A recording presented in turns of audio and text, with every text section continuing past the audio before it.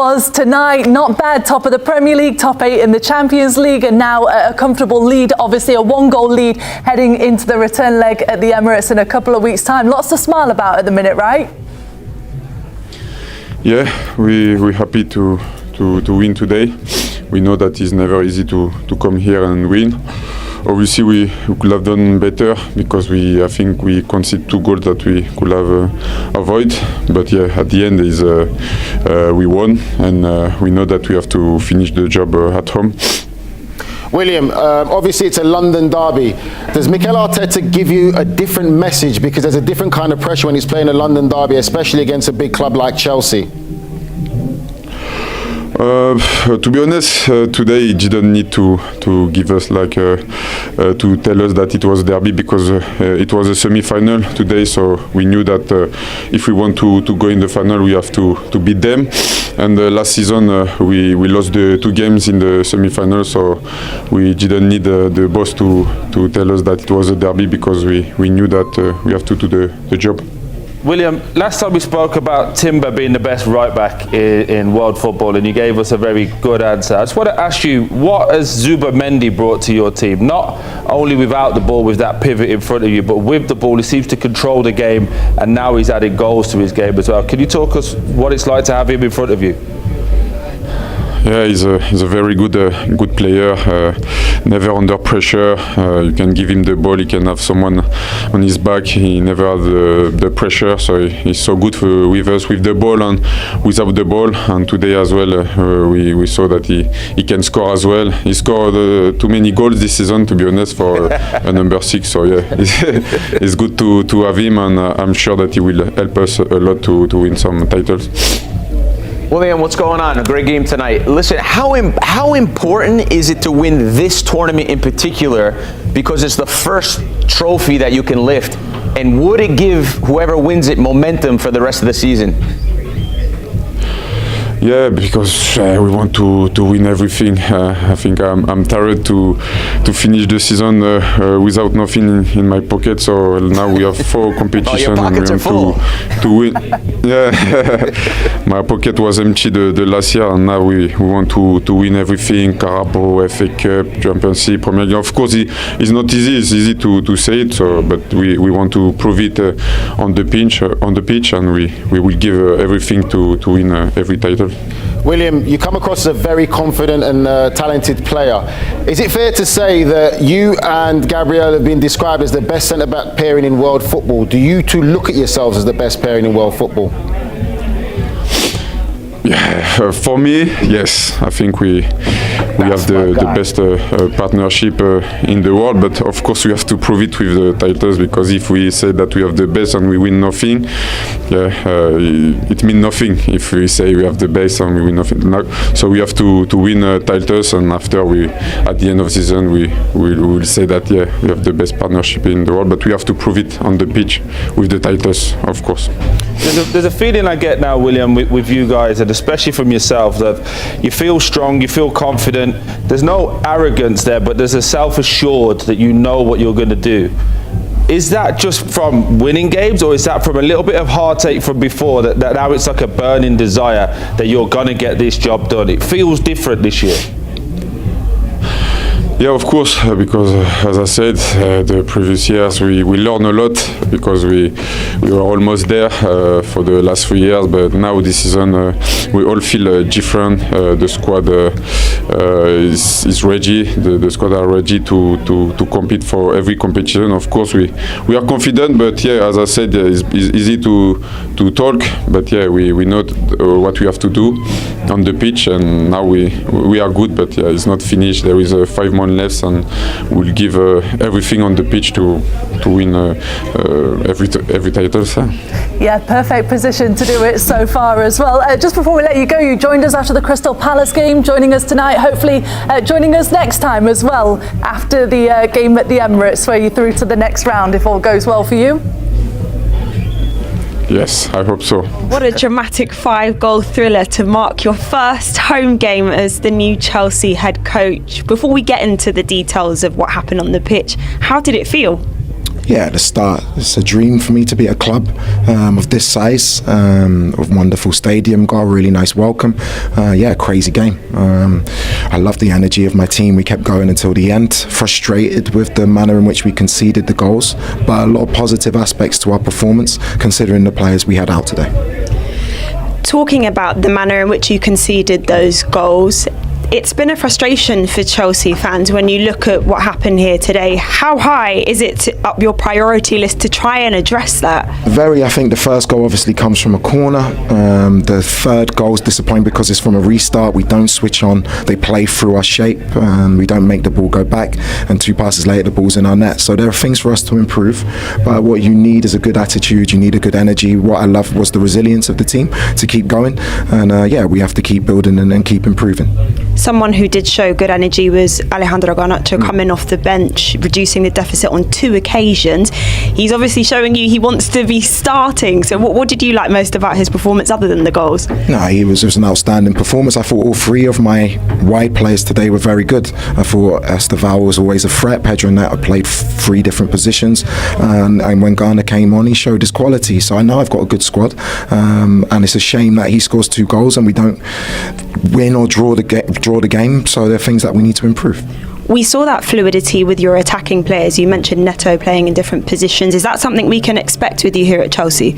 Yeah, look, you make in-game changes. I've got a very good squad where I can tweak and see things on the pitch. I'm very happy with the group, and I'm excited to work with all of them. And hopefully we can excite the fans and win many games together. Given the players that weren't at your disposal, be it through injury or suspension, there's only 1 goal in it. How optimistic are you going into that second leg in a few weeks' time at the Emirates with an Arsenal side that was strong here today? Yes, it's half-time. It's very simple. We're not out of the tie. We know it's going to be a very difficult task. I've got a very good team. They're a very good team. So, look, that game's not for another four games. We have another 4 games before then. We have to focus on Brentford on Saturday. And when this tie comes round to the second leg, we give it our best shot. Well, thank you, Liam. As you could see, a lot of people rooting for you. No, thank you very much. Good night. A little bit of nerves from to the fans in the end. How did you feel about the overall performance? Well, a big performance and a big win. It's very difficult to come to this place against such a team with the quality that they have in every department and do what we've done throughout the game. But it's true with the 1-3 and the dominance that we showed and the 2 big chances that we had to put the 4th one. In the best moment, they scored a goal that obviously changed the game. But overall very happy, but it could have been better. Let's start with the positives. Victor Gyökeres had a really good performance this evening. Do you think when he is not necessarily scoring goals, some of his qualities go unnoticed? Because in commentary they were talking about how much work he was putting in during the game, even before he scored. Yeah, but that's normally with all the strikers. At the end, the expectation is to score, and we demand much more than that. And Victor has been exceptional in a lot of departments. Today he's done as well what is, in my opinion, his best qualities, which is to put the ball in the back of the net. But he's been in those positions many times. Today the ball arrived to the right area, and he did what he had to do. Zubimendi scoring again, something he didn't used to do much before he joined Arsenal. What are the features of this team that you feel enables him to just explore his goal-scoring side? Unlock him, because he can do anything, and he needs to believe that he can do anything. He can occupy various spaces. He's really good at carrying the ball. He has really good timing arriving in the box, and he's very composed, as you've seen in the goal. For a whole midfielder to do what he's done, it's quite rare. We were talking to Ben White just now, and he said that in the second half, Arsenal kind of did it to themselves, that you guys didn't play to your usual standards. Did you see that, and why do you think it was the case, if you agree with him? Well, in some part, especially on the defending part, in certain aspects. In other aspects, we were very good, and sometimes as well, you have to give credit to the opponent. I mean, they have players that they unlock that duel, and then they are running into you, and that's what they are capable of doing. Yeah. What did you think Chelsea did in the second half, especially bringing more pace into the game, maybe in the final thirds to make things a little bit harder? Well, they opened up the game because the heights that they put certain players as well, they were more of a threat every time we lost the ball, or they win a second or a duel, but at the same time they were as well much more exposed. Still, Arsenal hasn't lost a game where you took the lead. 23 wins the first time. If you score after that 23 wins, is it one of the many shows of maturity and composure that this team can demonstrate? Yeah, it's always ideal to start the game. I think we have improved as well when we have conceded a goal after to come back and win it. So yeah, it's half time. We are happy tonight and let's start to prepare the next game. Boys, well done. A really well fought win here at Stamford Bridge. How did it feel? Yeah, I think it was a tough game. We defended well. They were, as always, dangerous when they get counterattacks, but I think we defended well. And yeah, unfortunately we conceded 2, but I think offensively we scored 3. So yeah, we're happy with that. How much fight did you guys have to show defensively, especially in that second half when Chelsea was just pressing you guys until the end?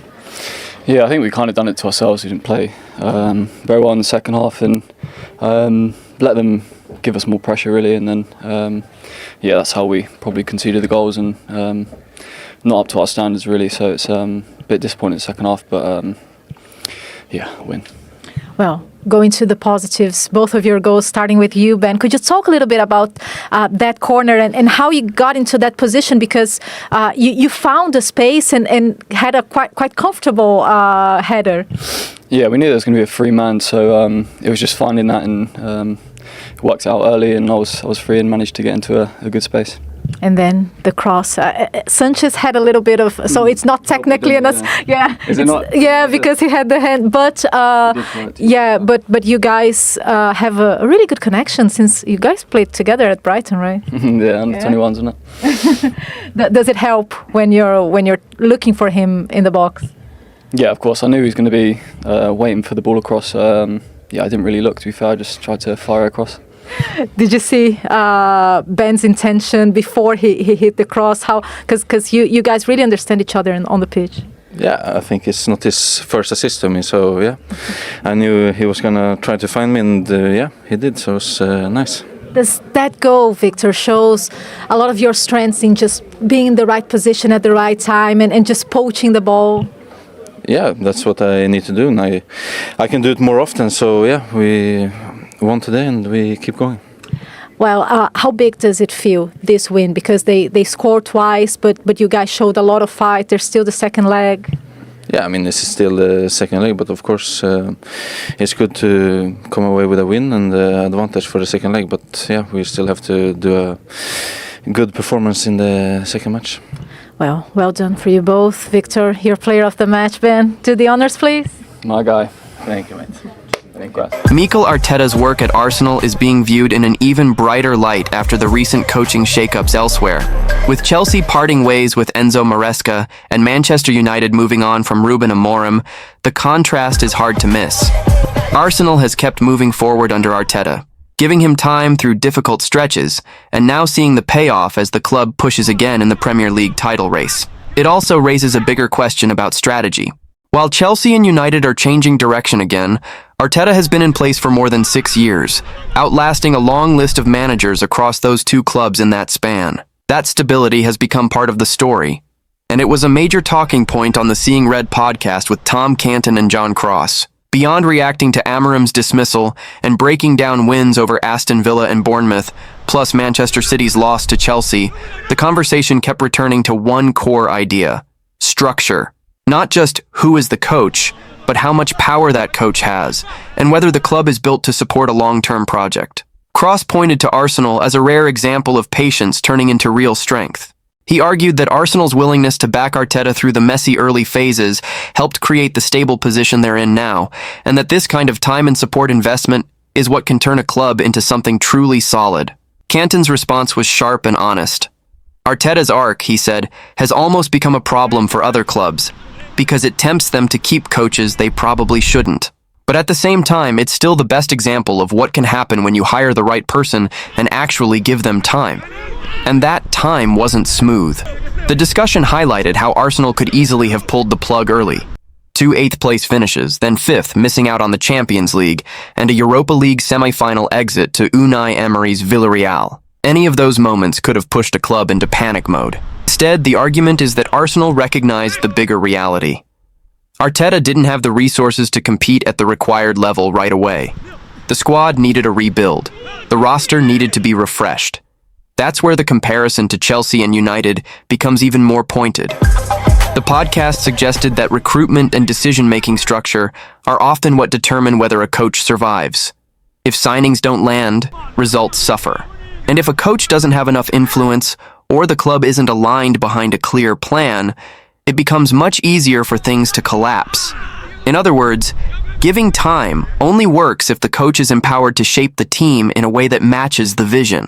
Cross also emphasized that Arteta's situation stood out because he pushed to be a true manager, not just a head coach. The idea is simple. Top coaches want a real say in the build, and they want the club to match what they were promised when they took the job. The discussion even pointed to how Arteta survived a low moment, like the home loss to Burnley, because the club stayed behind him. And in that period, with fan pressure affected by the COVID-era environment, Arsenal were able to hold their nerve instead of reacting emotionally. Meanwhile, the big unknowns now shift back to Chelsea and Manchester United. Who replaces Amorim? And how will the next chapter look at Chelsea? The answers may come sooner than people expect. But for Arsenal, the reality stays the same. They're stable, they're moving forward, and they're still in the title chase, while others are starting over again. And that contrast can shape how people judge every manager in the league. Because when two massive clubs hit the reset button again, it forces the same question Cross raised on the show. Is the quick switch actually fixing the problem, or just delaying the real work? The bigger takeaway from the discussion is that time isn't a magic solution by itself. It only becomes valuable when the club's structure supports the plan. And when the coach has the influence to push the squad in the direction he believes it needs to go. That's why the distinction between head coach and manager kept coming up. The podcast point is that if a coach is expected to own the results, he usually wants a meaningful say in the decisions that shape those results. And if he doesn't get that, patience alone won't save him. That's also where Arteta's early struggles get reframed. Those finishes and setbacks could have become a reason to panic. Instead, they became evidence of why alignment matters, because Arsenal chose to treat them as part of a build, not a final verdict. And once the squad was reshaped the way the club believed it needed to be, the results started to reflect that long-term approach. So the repercussions aren't just about Arsenal looking stable, it's about how stability changes your margin for error. When you don't reset every year, you're not constantly starting from zero. You're building on decisions, learning from setbacks, and keeping a clearer identity. For Chelsea and Manchester United, the immediate consequence is obvious. They're changing direction again, which means the next appointment carries even more weight. Because every new coach isn't just judged on results. He's judged on whether the club is finally giving him the structure and authority that the role demands. That's why the question at the end matters so much. Who will replace Amorim? And how will Liam Rosenior do at Chelsea? Because those answers will test the exact theme the show kept returning to. Time, support, structure, and control. And for Arsenal, it's a different kind of pressure. Stability doesn't guarantee trophies, but it does keep you in the fight longer. And right now, while others restart, Arsenal get to stay focused on what they're already doing, chasing the Premier League title.